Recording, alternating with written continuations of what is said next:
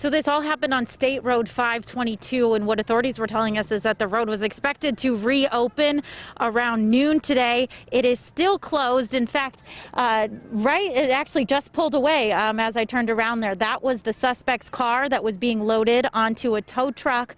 That looked to be the last thing that authorities needed to clean up before they were able to reopen this road. Now, this has been an extensive investigation, because what crews are doing here is they are working to remap the route of a short vehicle pursuit, but also the route that the suspect took when he fled. That suspect was then arrested around 3:20 this morning. Take a look at this video.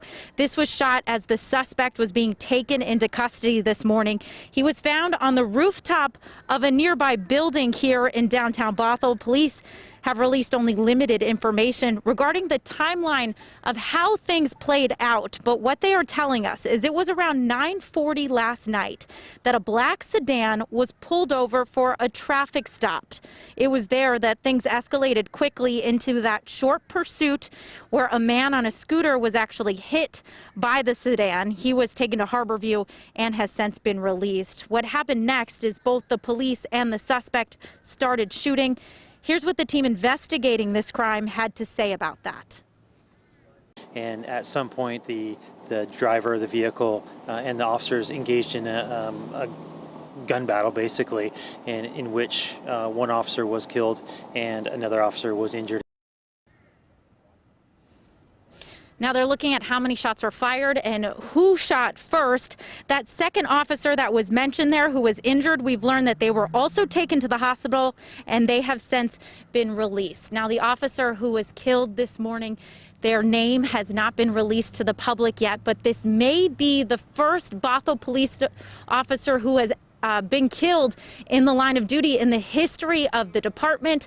King 5 Sebastian Robertson is live in downtown Bothell, where, Sebastian, so far there has just been an outpouring of community support. There has been an outpouring of support, and it has been ongoing. You can see right here, King County Sheriff's deputy right behind me coming to place flowers at what has become a memorial for this fallen officer. A squad car is parked here in front of Bothell City Hall. It's across the street from the police department, and this is a scene that we've seen again and again. This King County deputy taking a moment to reflect on this loss that has hit the community very hard here, not just the residents in Bothell, but also surrounding departments. We've seen officers from Kirkland, from Renton, from the counties coming to just for a moment lay down flowers. We've seen children place flowers, chalk drawings in front of this.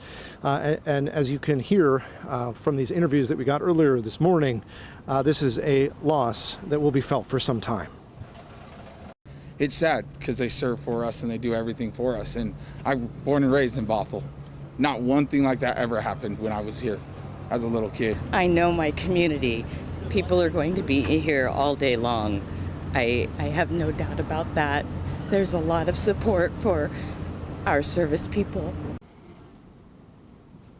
Governor Inslee also lending his support in a tweet this morning, saying, quote, he sends the deepest condolences to the family and friends of this public servant who was killed while serving the community. Obviously, a very tragic day for the Bothell Police Department. We know that the Kirkland Police Department is answering 911 calls and handling some of those calls on the street to give Bothell time to mourn.